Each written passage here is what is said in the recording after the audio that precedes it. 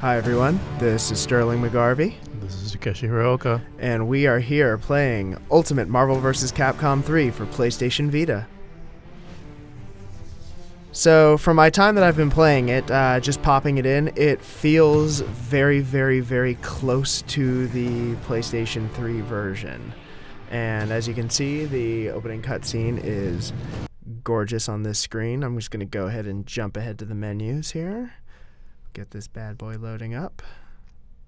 Any particular differences you're noticing at the start? I can show you in just a moment. Let's get past this. Alright.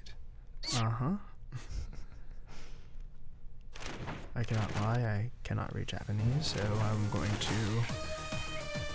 The one thing I can always remember is, your buttons are reversed. Circle is always yes. So the big one here is touch. So once this loads up, I'm going to go through my usual suspects. But with the touch functionality, it kind of reminds me of what Capcom did for Super Street Fighter 4 3D. Here we go. Wolverine, Dante. People are going to probably make fun of my taste in characters. Whatever, I don't take it too personally. But the idea was with the 3DS launch, they wanted to create a mode that was simple enough for casuals to enjoy. So you had a variety of touchscreen functions. So special moves, you could hit fire. There's a fireball touch function. Whatever special moves you wanted, you had them. This one, since it's a little more chaotic, a little more button mashy, check it out. I have rear touch, so I can do a bunch of combos. And Wolverine's going absolutely psychotic, as you may notice from the flashing blip that you can see on screen. Yep. Family relations. So you can also still use the face buttons as you normally would. And from the research I've done, there's also a filter so that if you play online and you do not feel like taking on people who will be spamming the touchpad like I'm doing, there is that option.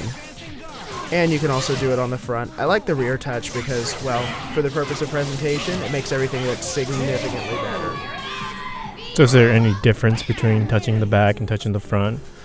Not from what I can tell initially, from my first impressions here. It just feels like... you know, it just makes everything a lot cleaner visually. And part of the fun about MVC is just seeing the awesome moves. Why would you want to cover that all up, right? Exactly. That's why I'm a big fan of the rear touch. Having that option just completely opens up so much more. So as far as you know, touch is the only difference? No motion, no that stuff? Not that I'm seeing so far, no. Just from my, like I said, I've been diving in now for probably about 20 minutes or so before we committed to camera. So, just from what I'm playing, it feels very, very similar to UMVC 3 on console, except for the I win button,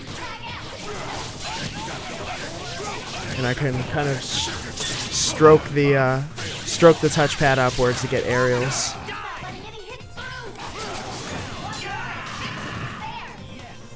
Again, it's the I win button. Wow. So, yeah, it involves a lot of not fighting fair, but at the same time, there's a massive fun factor. It really kind of contributes to the chaotic nature of Marvel vs. Capcom in a way that I like a lot. And it looks absolutely incredible. So, if you ever want to look like, you can pull off all the moves that you're still trying to learn as Phoenix Wright within this new hardware. You can look like a complete maestro with this new version of Marvel vs. Capcom 3. So, yeah, in general, this is how Marvel Ultimate MVC 3 looks on PlayStation Vita. And to check out more of our PlayStation Vita coverage, be sure to check out Games Radar.